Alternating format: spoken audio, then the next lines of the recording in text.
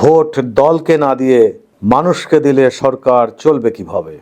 এটা সবারই প্রশ্ন। এই দেশে ভোট নিয়ে সবচেয়ে বিপজ্জনক কাজটা কি জানেন?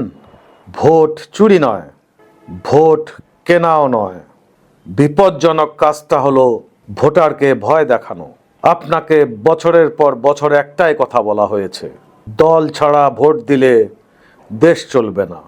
আজ আমি তর্ক করব না, আমি একটা প্রশ্ন রেখে যেতে চাই। এই কথাটা কি কখনো যাচাই করেছেন নাকি বিশ্বাস করেছেন? বাংলাদেশ 53 বছর পার করেছে। এই সময়ের মধ্যে আমরা অনেকবার সরকার বদলেছি, কিন্তু শাসনের ধরন বদলায়নি, কারণ আমরা কখনো প্রশ্ন করিনি। আমার সোনার বাংলা, আমি তোমায় ভালোবাসি।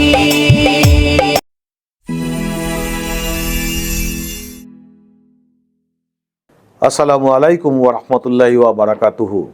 প্রিয় দর্শক শ্রোতা, আশা করি আপনারা ভালো আছেন। তাহলে মূল প্রসঙ্গে আসি, আমার সঙ্গেই থাকুন। ভোট যদি যোগ্য মানুষকে দেই তাহলে ক্ষমতা কিভাবে চলবে? আজকে সেই প্রশ্নটার উত্তর শান্তভাবে খুঁজে দেখি। ধরুন আপনি দল দেখলেন না, আপনি কোনো প্রতীক বা চিহ্ন দেখলেন না, আপনি দেখলেন একজন যোগ্য মানুষ, যিনি এলাকায় কাজ করেন, যিনি যুক্তিতে কথা বলেন বা বিশ্বাস করেন, যিনি ভয় দেখান না, যিনি কখনো চাঁদাবাজি করেন না। আপনি তাকেই ভোট দিলেন। এমন মানুষ যদি সংসদে বেশি হয় তখন কি হয় বা কি হতে পারে? এই জায়গাতেই ভয় ঢোকানো হয়। বলা হয় সংসদ অচল হবে, সরকার ভেঙে পড়বে, দেশ অস্থির হয়ে উঠবে। এখন আসুন ভাবনা দিয়ে নয়, পদ্ধতি দিয়ে দেখি। সংসদ কোনো আবেগের জায়গা নয়, সংসদ একটি সংখ্যাভিত্তিক প্রতিষ্ঠান। সরকার গঠনের জন্য প্রয়োজন সংখ্যাগরিষ্ঠ সমর্থন। এই সমর্থন আসে দুইভাবে: এক, দলীয় আনুগত্যে; দুই, যুক্তিভিত্তিক সমর্থনে। স্বতন্ত্র এমপি মানে সমর্থনহীন এমপি নয়। স্বতন্ত্র এমপি মানে শর্ত সাপেক্ষে সমর্থন। দলীয় এমপি বলে দল বলেছে তাই সমর্থন। স্বতন্ত্র এমপি বলে কাজ দেখান, যুক্তি দেখান, তখন সমর্থন। এই একটি পার্থক্যেই গণতন্ত্র ও আনুগত্যের ফারাক। স্বতন্ত্র এমপি সমর্থন দেয় বাজেট যুক্তিসঙ্গত হলে, মন্ত্রী যোগ্য হলে, সংসদকে সম্মান করলে। আর এই সমর্থন ভয় থেকে আসে না, এই সমর্থন আসে দায়িত্ব থেকে। আজ সরকার শক্তিশালী কেন? কারণ সংসদ দুর্বল বা নিজস্ব দলীয় সংসদ। কেউ প্রশ্ন করলে চুপ করানো হয়। কিন্তু যদি সংসদে 50 থেকে 60 জন ভয়হীন স্বতন্ত্র মানুষ থাকে তখন কি হতে পারে বা কি হয়? খারাপ বিল আটকে যায়, ভুল পরিকল্পনা ব্যর্থ হয়, রাতের ভোট দিনে কাজ করে না, মন্ত্রীকে ব্যাখ্যা দিতে হয়, সরকার পড়ে না, সরকার শেখার চেষ্টা করে, ইচ্ছে মতো কোনো কাজ করতে পারে না। একটা ভুল ধারণা ভাঙতেই হবে। আজ যদি আমরা না ভাঙতে পারি, দেশের ভবিষ্যৎ নিঃসন্দেহে অন্ধকারের দিকে ধাবিত হবে। মন্ত্রী হওয়া মানে শুধু এমপি হওয়া নয়, মন্ত্রী হওয়া মানে একটি বিভাগের দায়িত্ব নেওয়া। সংসদ যদি শক্তিশালী হয় তাহলে মন্ত্রী বাছাই হয় যোগ্যতায়। সংসদ দুর্বল হলে বা দলীয় হলে মন্ত্রী বাছাই হয় আনুগত্যে।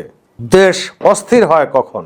যখন সংসদ কথা বলতে পারে না, যখন বিরোধী দল দুর্বল হয়, যখন সব সিদ্ধান্ত সংসদের বাইরে হয়, তখন মানুষ রাস্তায় নামে, তখন আমাদের সন্তানদের রক্ত ঝরে।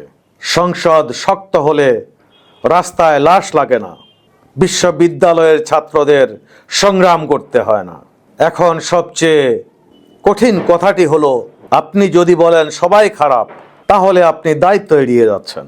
কারণ সংসদে খারাপ মানুষ আসে আপনার ভুল ভোটে, আমার ভুল ভোটে। ভোট কোনো প্রতিশোধ নয়, ভোট কোনো উত্তেজনাও নয়।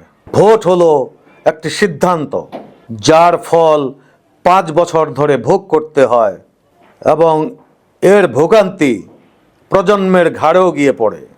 ভোট যদি দল হয়, ক্ষমতা নিরঙ্কুশ হয়।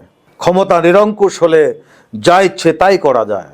আর ভোট যদি মানুষ হয়, যোগ্য মানুষ হয়, ক্ষমতা নিয়ন্ত্রিত হয়। ক্ষমতার অপব্যবহার করতে পারে না, সরকার পড়ে না, ভয় পড়ে। আর ভয় পড়লে গণতন্ত্র শক্তিশালী হয়। Very simple. এই ভিডিওটা কোনো নির্দেশ নয়, এটা একটা আয়না। আপনি কিভাবে ভোট দেবেন সেটা আপনার ব্যক্তিগত সিদ্ধান্ত, কিন্তু আজ থেকে একটা অজুহাত আর দেখাতে পারবেন না আমরা জানতাম না। আপনি আজ জানলেন। আপনি হয়তো ভাবছেন সব কথা ঠিক আছে, কিন্তু ভয়টা এখানেই। দেশ অচল হয়ে যাবে না তো? এই ভয়টা হঠাৎ তৈরি হয়নি, এই ভয়টা আপনাকে আমাকে শেখানো হয়েছে। পরের পর্বে এই ভয়টার উৎস আমরা খুঁজব। দেশ অচল হয়ে যাবে কখন? যখন সংসদে প্রশ্ন থাকে, নাকি যখন সংসদে প্রশ্ন করার সাহস থাকে না? বিষয়টি অবহেলার নয়, এটি আপনার আমার সবারই জানা উচিত। একটা সময় আসবে, দল নেই, তখন এই দেশ চালাবে কে?